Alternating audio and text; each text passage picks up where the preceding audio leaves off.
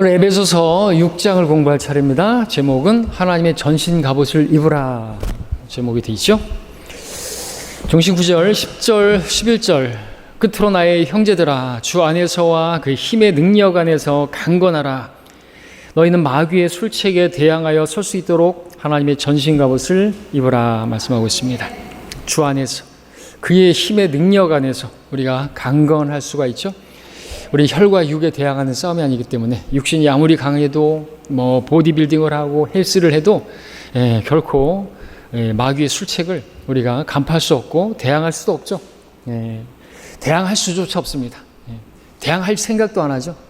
이미 마귀가 그렇게 삼킬자를 찾아 그렇게 다니고 나에게 왔는데도 불구하고 분별력 없이 그렇게 마귀에게 끌려가는 많은 그리스도인들이 있는 게 사실입니다. 자, 오늘 6장에서는 1절부터 4절까지 이제 자녀들과 부모에게 주는 명령이 나오고 있습니다. 1절부터 4절까지를 읽으면 자녀들아 주 안에서 너희 부모에게 순종하라. 이것이 옳으니라. 내 아버지와 어머니를 공경하라. 이것이 약속 있는 첫째 계명이니 이는 내가 잘되고 또 땅에서 장수하게 하려 함이니라. 너희 아비들아 너희 자녀들을 성나게 하지 말고 주의 교훈과 훈계로 양육하라. 자, 우리는 앞장 5장에서 사도 바울이 하나님께서 성령님을 통해서 또 바울을 통해서 남편과 아내를 이렇게 다루고 난 다음에 이제 6장에서는 자녀, 아버지 그리고 종을 위한 교훈들을 제시하고 있습니다. 자, 5장에서 이미 구원받은 남편과 아내를 다루었기 때문에 이제 6장에서 나오고 있는 이 부모에게 순종해야 할 자녀들은 당연히 구원받은 부모 사이에 그 자녀들을 말하는 것이죠. 구원받은 남편과 아내의 그 자녀들을 말하는 것입니다. 이렇게 말씀드리는 것은 종종 10대 그리스도인들이 자신의 그 어머니, 아버지는 구원받지 못했는데 구원받지 못한 그들에 대해서도 그렇게 순종하고 복종해야 하는가라는 그러한 의문을 가지기 쉬운데 그에 대한 성경적 답은 효에 대해서 가장 근본적으로 명령하고 있는 출애굽기 말씀에서 너는 내 아비와 내 어빈을 공경하라. 그리하면 주 너의 하나님께서 내게 준 땅 위에서 내 날들이 길 것이라 말씀하고 있습니다. 자, 그래서 낳아주신 그리고 길러주신 그 부모에 대해서 순종하는 것은 당연하다라는 것이죠. 구원받았든 구원받지 않았든 말이죠. 또 구원받지 않았다 할지라도 나의 그 순종하는 모습을 통해서 그 부모가 두려움 가운데 우리의 행실을 지켜보는 남편이 구원받지 않은 또 말씀에 순종하지 않은 남편이라 할지라도 나의 그 순종하는 모습을 통해서 하나님을 두려워하게 되고 하나님을 두려워함이 있을 때 지혜의 시작이고 지혜가 되시는 예수 그리스도를 만날 수 있기 때문에 그렇죠? 순종해야죠. 그래서 그 목적으로 그리스도인 청년들, 자녀들 순종해야 된다 말하는 거죠. 자, 그리스도인 청년들, 그들의 부모가 하나님 말씀의 가르침을 직접적으로 위배되는 하나님 말씀을 어기라고 그렇게 명령하지 않는 한 순종해야 되는 것입니다. 가서 도둑질 해와라. 그런 거는 하면 안 되겠죠. 가서 저 이웃집 영감 죽여라. 그러면 그런 거는 하면 안 되겠죠. 근데 아버지가 음주운전을 하고 만약에 예를 들어서 사람을 치어서 죽였습니다. 근데 나에게 그 아버지가 네가 이거 다 뒤집어 써라. 그리고 네가 감옥에 가라. 그럼 어떻게 해야 되죠? 어떻게 해야 돼요? 해야 되지 않겠습니까? 그렇게 해서 예수님께서 그 일을 하셨다고 예수님께서 우리 다 죄를 뒤집어 쓰시고 감옥에 가시고 감옥이 아니라 지옥에 다녀오셨다고 그러니까 아버지 예수님을 믿으시면 제가 뒤집어 쓰고 가겠습니다. 그래야 되지 않을까요? 자, 그렇게 직접적으로 하나님의 말씀을 거스르는 명령이 아닌 한 부모에게 순종을 해야 된다라고 하는 것이죠. 자, 이 점에서는 그리스도인 아내가 구원받지 않은 남편에게 그러해야 하고 그리스도인 종도 구원받지 않은 주인에게 마찬가지로 그렇게 해야 되는 것이죠. 마귀 자식이라고 사장이 마귀 자식이라고 그러면서 자기 멋대로 행동해도 되는 것은 아닌 것입니다. 그것이 사역제죠. 사역지. 구원받지 않은 사람들이 구원받는 것 하나님 뜻이지 않습니까? 우리가 제일 열매를 맺어야 할 곳은 멀리가 아니죠. 예루살렘과 유대와 사마리아와 땅끝까지죠. 먼저는 가족, 그죠? 내 부모 구원받지 않았다면 내 아내, 남편, 그리고 직장, 그죠? 예루살렘, 유대, 사마리아로 이렇게 나가야 되는 것이죠. 그냥 우리가 나가서 막 복음 전하고 그것뿐만이 아니라 내 직장이, 내 지금 일하고 있는 곳이, 내 가정이 구원받지 않은 사람들 구원받게 하는 거, 그 하나님의 뜻이라는 거죠. 그리고 내 친구들 그렇게 나가야죠. 제일 어렵죠, 사실은. 제일 어려운 일입니다. 다른 어떤 교리, 전천년주의 이런 교리 배우고 깨닫고 뭐 이게 어려운 게 아니에요. 진짜 어려운 것은 사실 여기서 나오는 것입니다. 마귀의 공격이 있기 때문이고, 실제적으로 가정에서 아내에 순종하고, 남편에게 순종하고, 이거 못한단 말이죠. 부모에게 순종하고, 알지만, 너무 쉬운 얘기지만, 우리 많이 배웠지만 잘 지켜지지 않는 것이죠.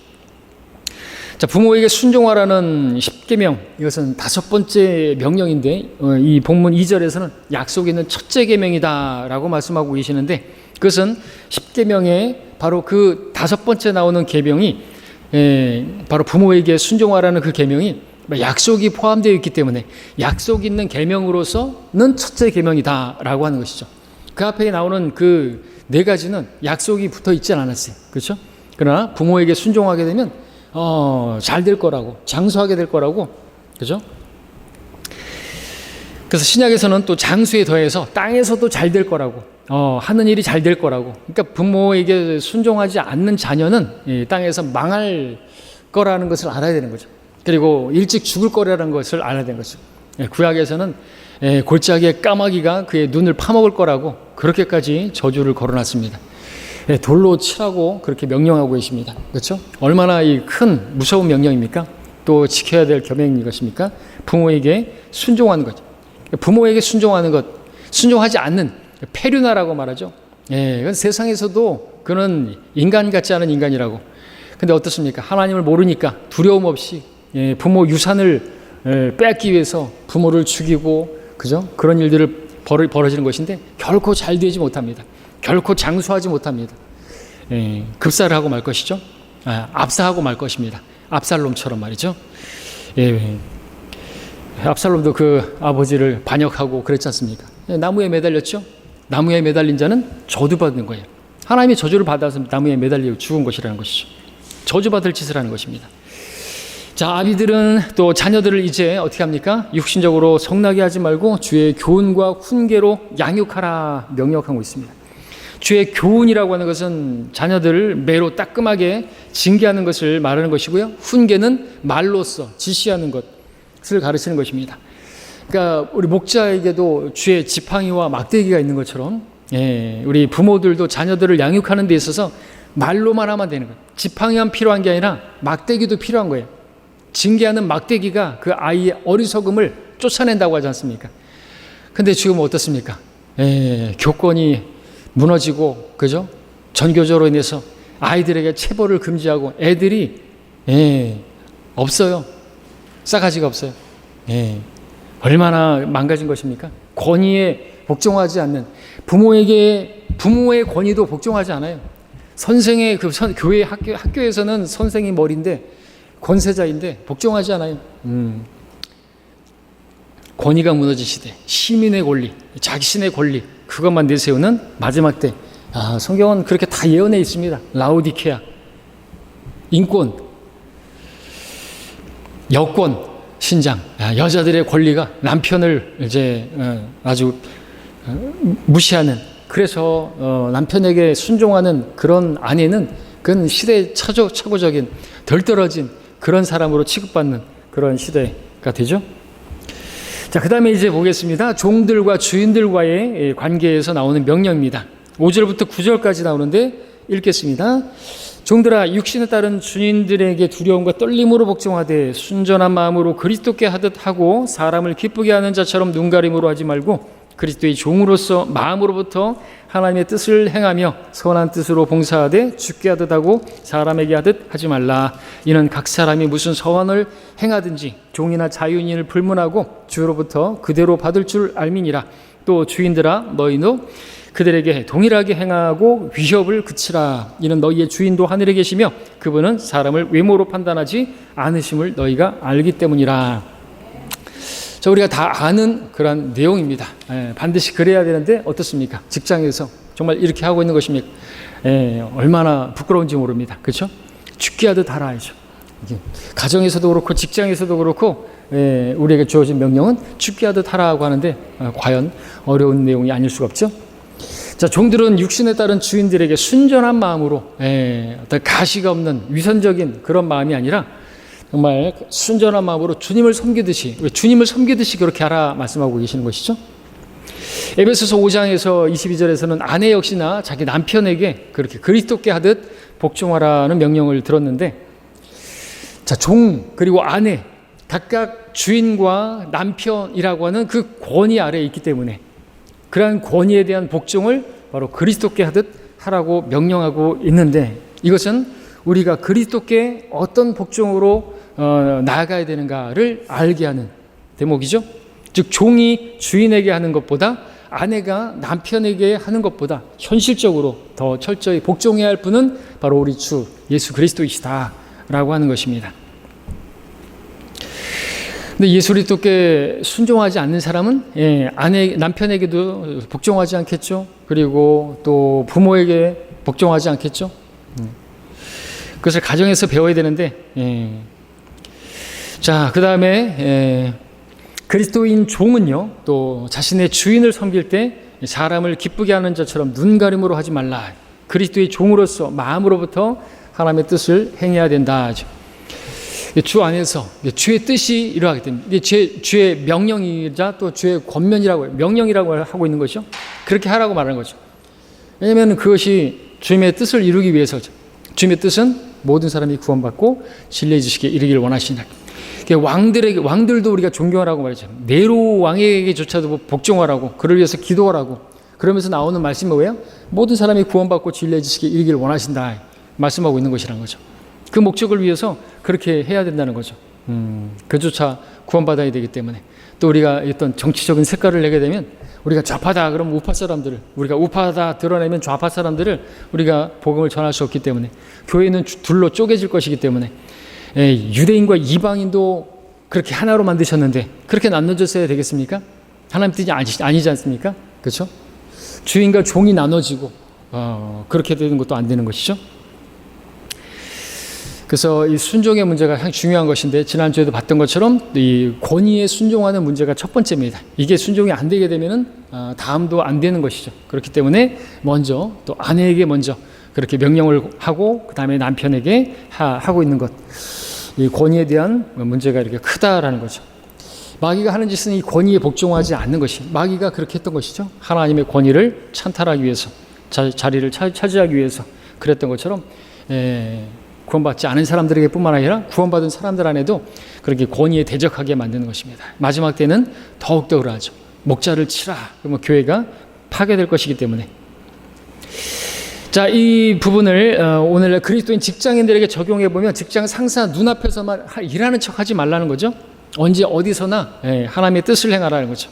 그분의 기쁨을 기쁘시게 해드리려는 자세로 신실하게,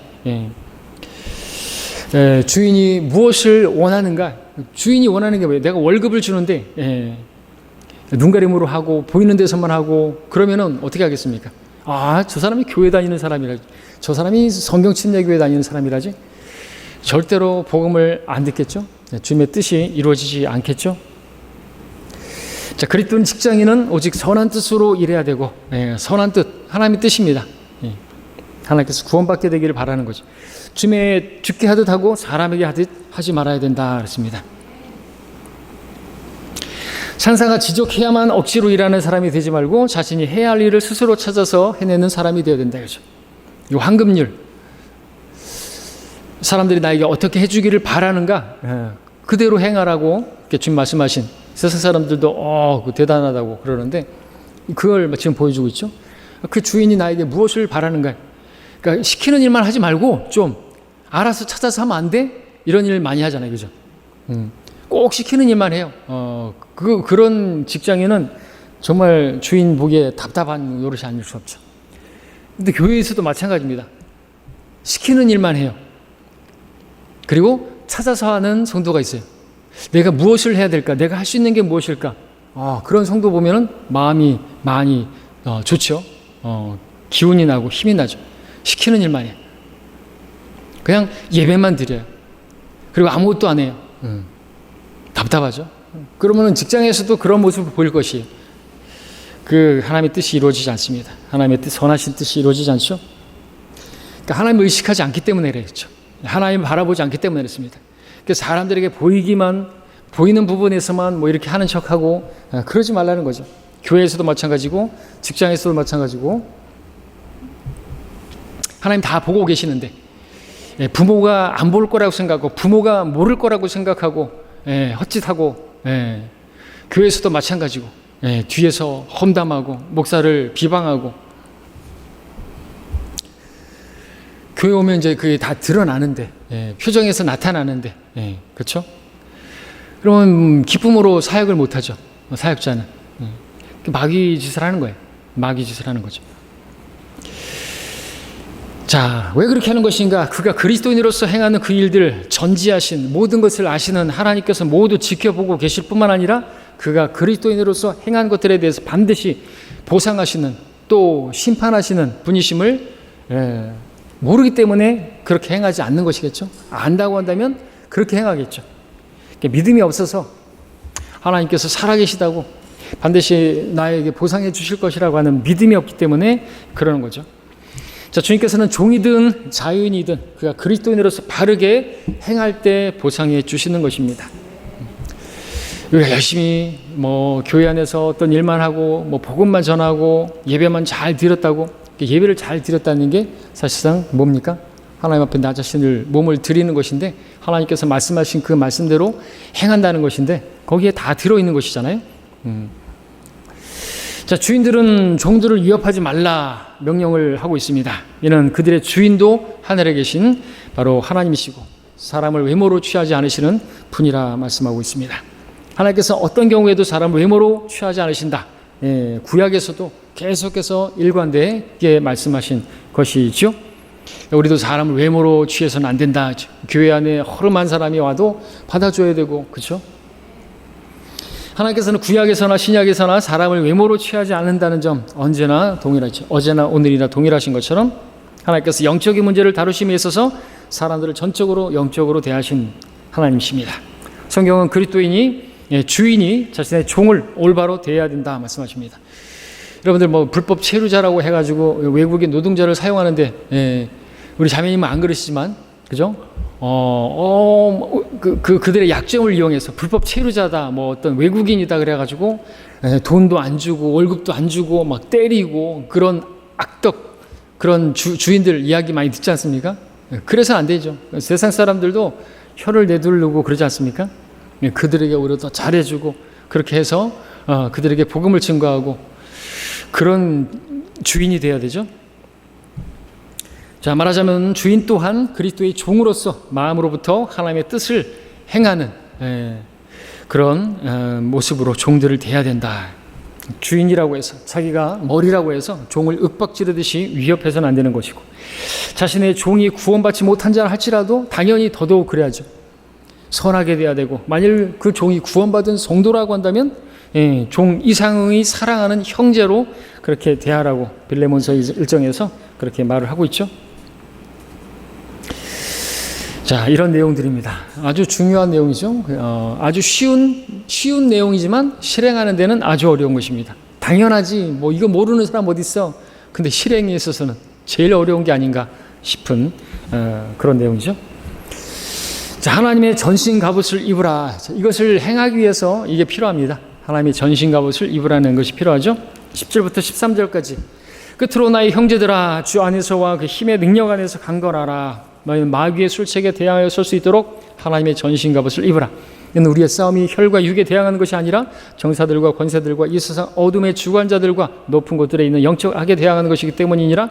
그러므로 너희는 하나님의 전신 갑옷을 입으라. 이는 너희가 악한 날에 저항할 수 있으며 또 모든 일을 다 이루기까지 서 있게 하기 위함이라 했습니다.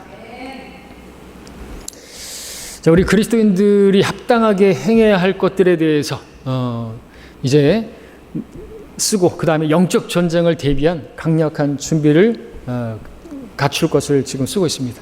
사실 앞에 있는 내용들 거기에 영적 전쟁이 없는가? 거기에 실제적으로 있는 것이죠. 가정에서 직장에서 권위에 순종하는 그 문제, 그런 부분들에서 대적하게 하고 권위에 복종하지 못하게 하는 게 마귀이기 때문에 그렇습니다.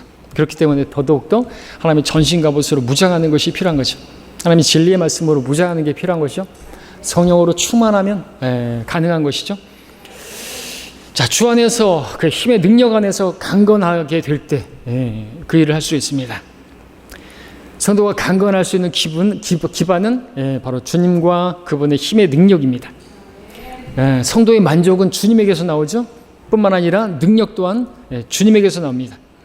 영적 전쟁을 치러야 할 그리스도인, 육신을 신뢰하지 말아야 하죠. 왜? 전쟁은 혈과 육에 대항하는 것이 아니기 때문에. 정사들, 권세들, 이 세상 어둠의 주관자들, 높은 것들에 있는 영적 악, 하늘에 있는, 둘째 하늘에 있는 바로 마귀의 그러한 그 부대들을 말하는 것입니다. 우리 군대에서 육군, 해군, 무슨 특전사 막 있는 것처럼 이러한 그 부류가 있는 것입니다. 그들에게 대항하는 것입니다. 권위에 순종하지 않게 하는 거예요. 한마디로 말해서. 가정은 가정에서, 학교에서는 학교에서, 교회에서는 교회에서, 나라는 나라에서, 국가에 대해서 순종하게 못하는 거예요.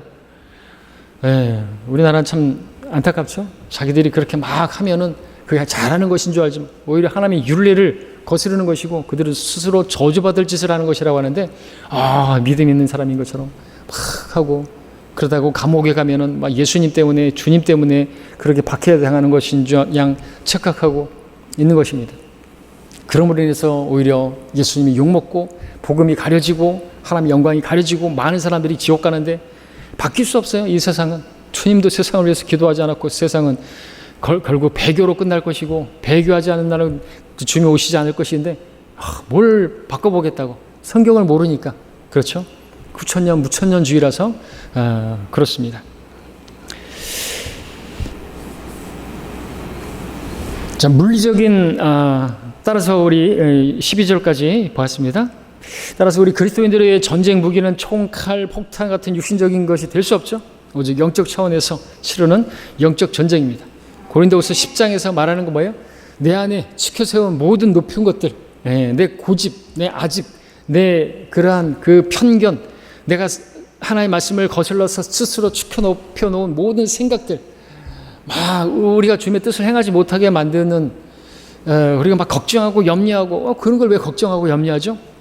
하지 말라 그죠. 이방인들처럼 그렇게 우리가 나라가 어떻고 막 그런 것들을 하지 말라 그죠.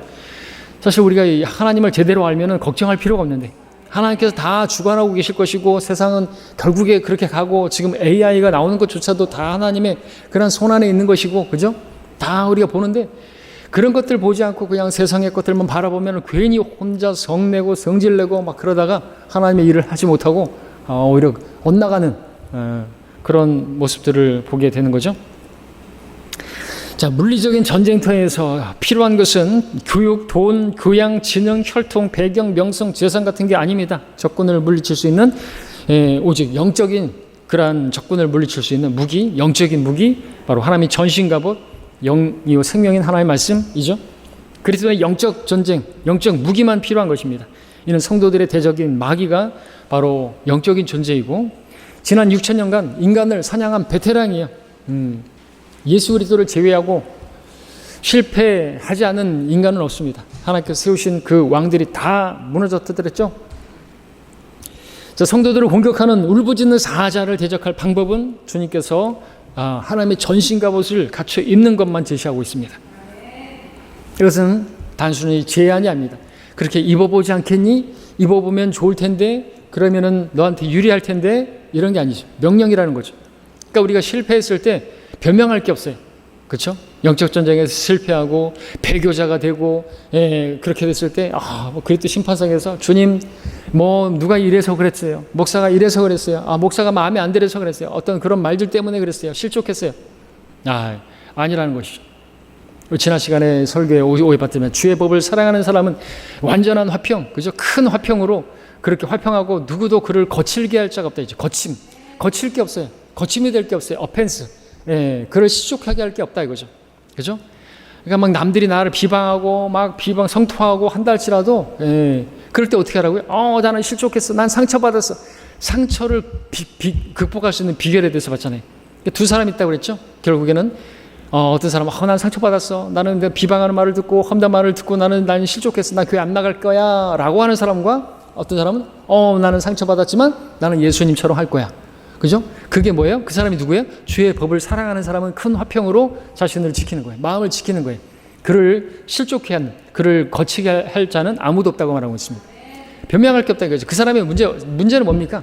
주님을 사랑하는가? 주의 법을 사랑하는 건 주님을 사랑하는 것인데, 결국 주의 법 하나의 말씀을 다 들었음에도 불구하고, 하나님의 말씀을 다 알고 있음에도 불구하고 결국에 그 말씀대로 행하지 않는 건 하나님의 말씀을 사랑하지 않는 것, 하나님을 사랑하지 않는 것. 누가 생명의 멸관을 받습니까? 주께서 자기를 사랑하는 자들을 위하여 예비하신 생명의 멸류관이라고 했잖아요. 시련을 견디고 시험을 견디고 그 사람은 누구예요? 그런 모든 그 비방하는 말을 듣고 이겨낼 수 있는 사람이 누구예요? 주님을 사랑하는 사람이에요. 주님을 사랑하는 사람 누구예요? 주의 법을 사랑하는 사람이에요. 주의 말씀을 사랑하는 사람들이죠. 말씀을 다 들었어요. 다 알아요. 나는 말씀을 사랑하니까 말씀대로 이제 행해야지. 주님께서도 그렇게 하셨고 주님의 발자취를 따르라고 했고 바울도 사도 바울서를 통해서 쭉 이야기했으니까 나는 비방하지 말아야지. 난 똑같이 갚아주지 말아야지. 주님처럼 용서를 구하고 주님께서 깨닫게 해주시라고 하고 기도해야지. 그리고 나는 여전히 선을 해야지.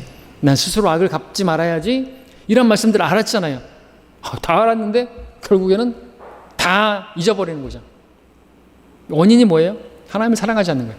주의 법을 사랑하는 자는 큰 화평으로 자신을 지키고 아무도 그를 거침이 되지 않게 넘어뜨릴 수 있는 게 없다 말씀하고 있는 거죠.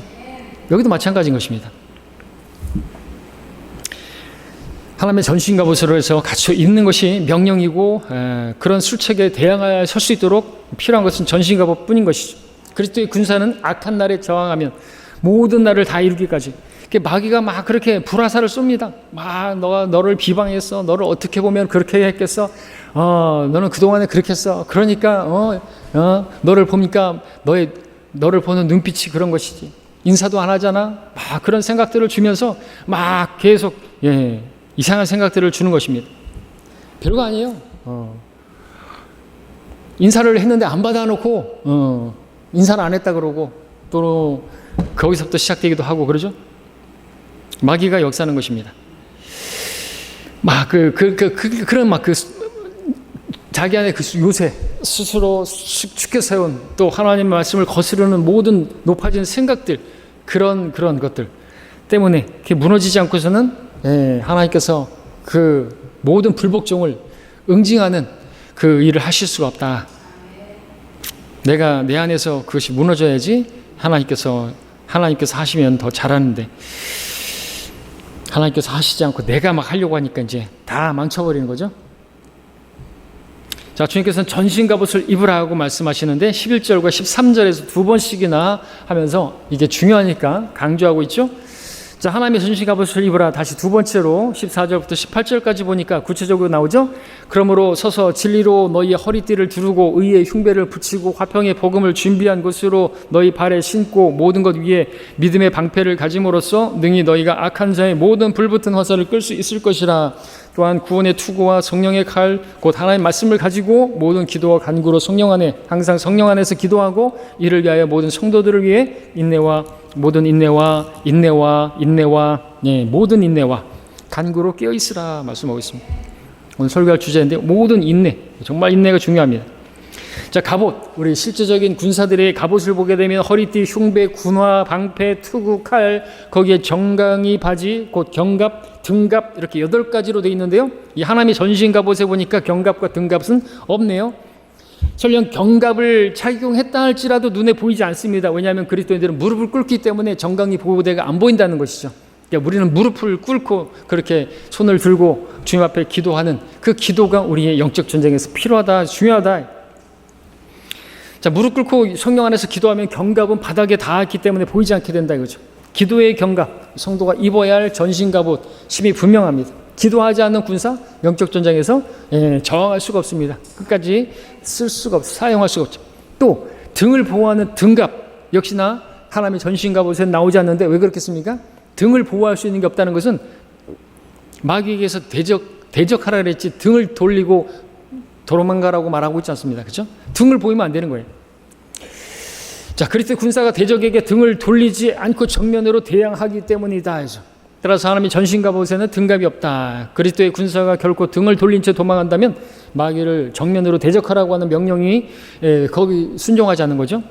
우리는 대적하라는 명령만 주어졌지 등 돌리고 도망가라는 명령을 하신 적이 없습니다. 등 돌리고 돌아가면 그 즉시로 화살이 등갑이 없는 그 등에 꽂혀버리고 죽게 될 것이죠. 예표하는 거죠. 하나님을 대적하라. 마귀를 대적하라 그랬잖아요. 대적하라. 대적하라. 여러분, 그 주님께서 모세에게 그 뱀의 꼬리를 잡으라고 했잖아요. 그죠? 거기서도 보면은 뱀의 꼬리를 잡기 위해서는 그 꼬리가 있는 쪽으로 막 그렇게 할 게 아니라 이거죠. 대적하면은 뱀은 꼬리를 보이게 되죠. 그러면 꼬리를 잡는 거예요. 근데 또 거기서도 꼬리를 잡는 그 자체는 자살형이라고 그랬죠. 뱀의 꼬리를 잡으면 안 돼요. 머리를 잡아야 되죠. 그럼에도 불구하고 하나님께서 말씀하셨으면 꼬리를 잡으라고 하면 잡는 거예요. 내가 죽으면 죽으리라 하고 잡아야 되는 거죠.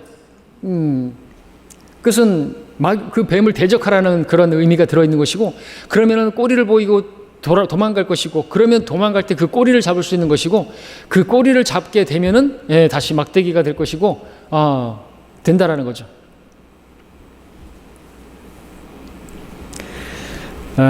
그래서 우리가 여기서도 그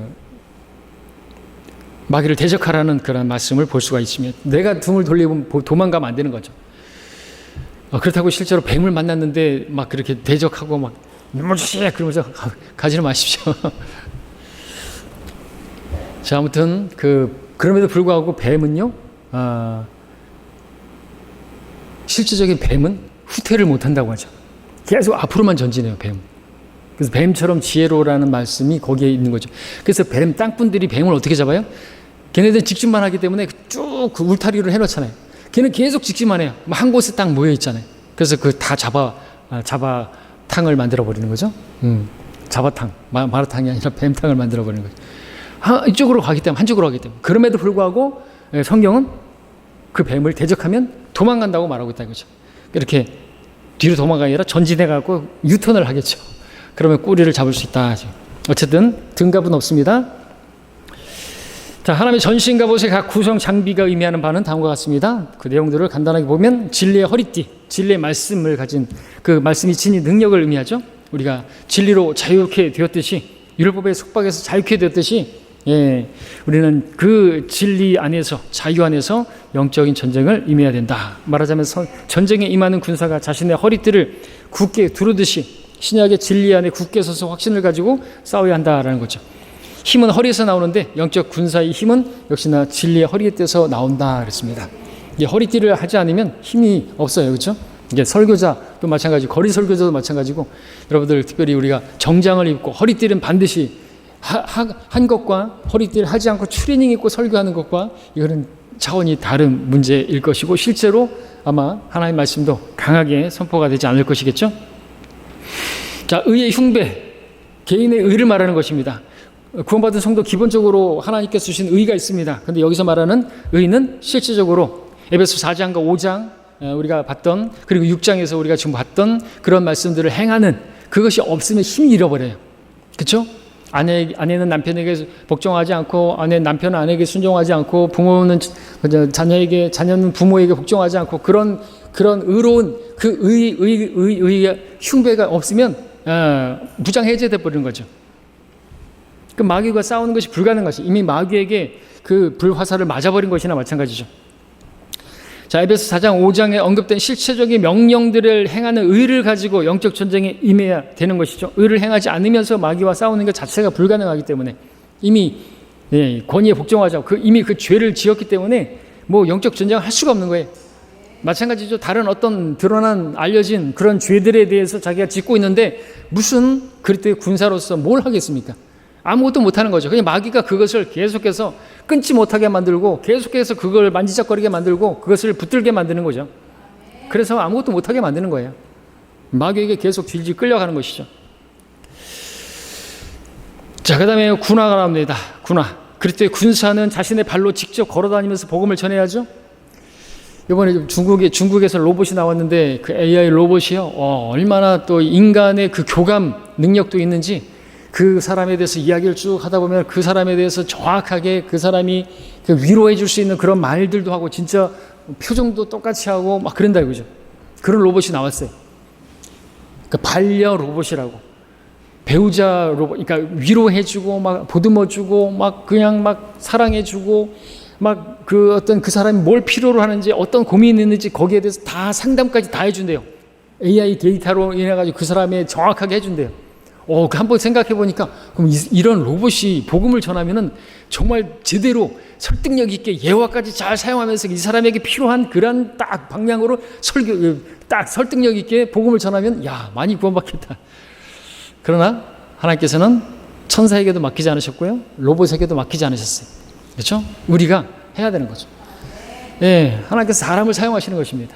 예, 전신 갑옷을 입은 그러한 그리스도인들을 사용하시지 AI를 사용하지 않는다 이거죠.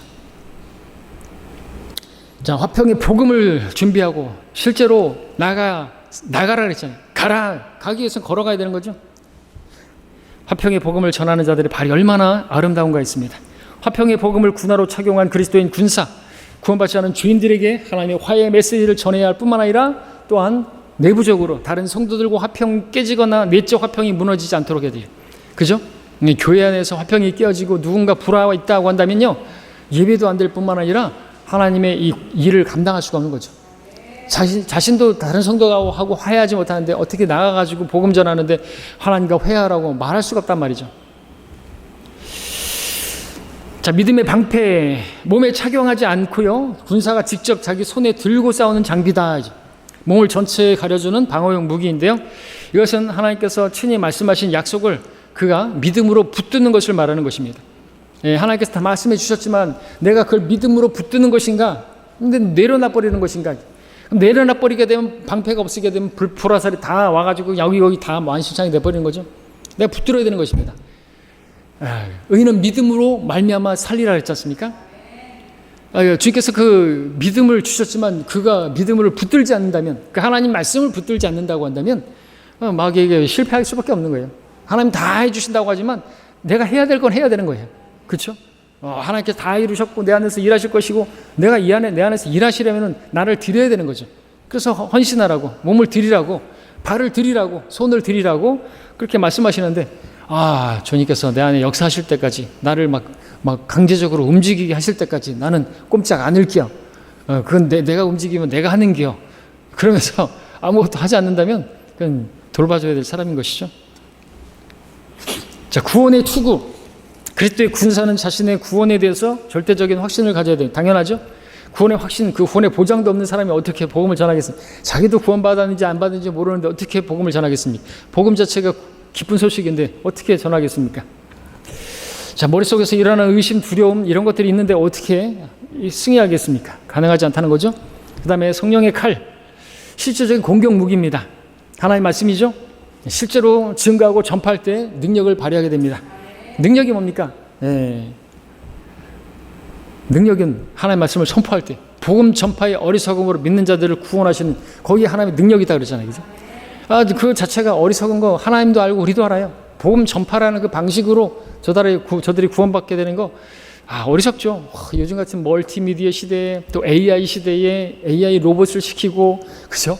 로봇이 딱 강의하고 이제 그런 시대가 올 겁니다. 그리고 확 빔 프로젝트 쏘면서 역사를 보면서 이스라엘이 어떻고 역사를 제시하면서 그렇게 하면은 될까요? 아니라는 거죠. 하나님의 방법이 아닌 것입니다.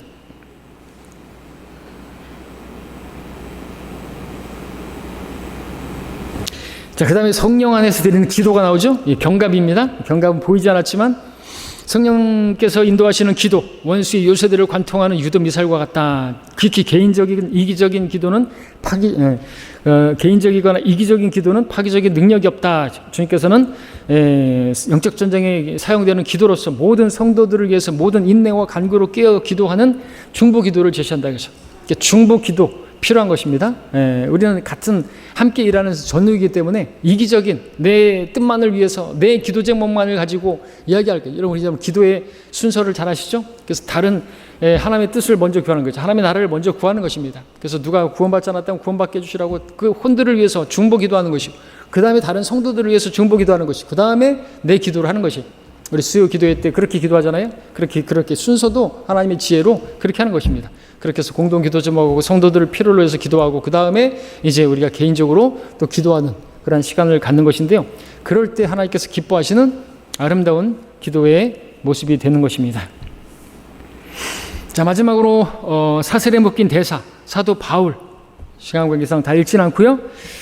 그 내용을 보면, 자, 사도 바울은 영적 전쟁을 위한 기도를 명령한 다음에 바울 자신을 위해서도 기도를 요청했습니다. 왜? 바울 역시나 기도가 필요한 사람이기 때문에 사도건 목사건 다 기도가 필요하기 때문에 성도들도 목사를 위해서 기도해야 되는 거예요. 목사를 위해서 기도하지 않으면요, 그 자신이 위태롭게 됩니다. 그렇죠? 목사를 위해서 기도한 사람이 설교를 들을 때 그 설교가 은혜를 받는 문제에 있어서도 안 한 사람하고 분명히 차이가 나겠죠. 그죠? 오늘 나를 위해서 그렇게 주시는 말씀이 되게 해주시라고 기도한 사람하고 기도하지 않은 사람하고 다른 거예요. 마귀가 그렇게 틈타는 것이에요. 그러니까 기도하지 않고 설교 듣고 기도하지 않고 예배를 듣고 그럼 마귀가 이제 허탄한 생각을 주게 만들고 딴청 피우게 만들고 졸게 만들고 그렇게 하는 것이죠. 그래서 기도가 필요한 겁니다. 그래서 예배 시간에 미리 와가지고 최소한 그죠? 뭐 10분 전에 와서 기도를 하고 예배들을 준비하고 찬양하는 것도 다 하나님의 말씀을 받을 준비를 하는 것이거든요. 그죠? 그냥 막 허겁지겁 와가지고 막 시간 늦게 와가지고 그렇게 한다고 하는 게 그게 은혜가 없죠. 은혜가 없어요. 하나님께서 그렇게 기도하고 기대하는 마음에 하나님께서 은혜를 주시는 분이죠. 아무런 기대도 안 하고 준비도 안 하고 그런 사람에게 은혜를 주시지 않습니다. 자, 특히 복음의 신비를 전파하는 데 기도가 필요한 이유는 늘 순탄한 상황에서만 복음이 전파되는 건 아니기 때문에 바울은 복음 전파를 위해서 사슬에 묶인 대사가 되었는데 꼼짝없이 전파해야만 하는 그 사명을 받았기 때문에 나의 복음이라고 말하고 있고 정말 내가 복음을 전하지 않으면 내게 화가 있을 것이라고 그야말로 꼼짝없이 사슬에 묶인 그러한 대사, 실제로 육체도 감옥에 갇혔지만 내가 복음을 전할지라도 내게 자랑할 것이 없나니 이는 내가 부득불해야 할 일이기 때문이라 하죠. 내가 복음을 전하지 아니하면 정녕 내게 화가 있으리라 그랬습니다. 이렇게 믿는 그리스도인들이 되어야 되겠죠. 복음을 전하지 않으면 저 사람들이 지옥 가는데 그들에 대해서 내가 책임이 있는데, 그렇죠? 안전한다. 이기적이고 잔인한 것이죠. 괴물인 거죠, 괴물. 복음을 알면서, 지옥이 있다는 걸 알면서. 자, 여기 투기고 나옵니다. 투기고라는 신실한 일꾼을 보여주고 있는데, 주 안에서 필요한 일이 발생했을 때 바울이 보낸 곳으로 가서 주님의 일을 신실하게 행했던 유용한 일꾼입니다. 교회 안에 이런 투기고와 같은 일꾼, 또 바울이 칭찬했던 여러 일꾼들이 많은 그러한 교회는 참으로 복받은 교회죠. 우리가 다 그런 종들이 되어야 할 줄로 믿습니다. 여기까지 하겠습니다.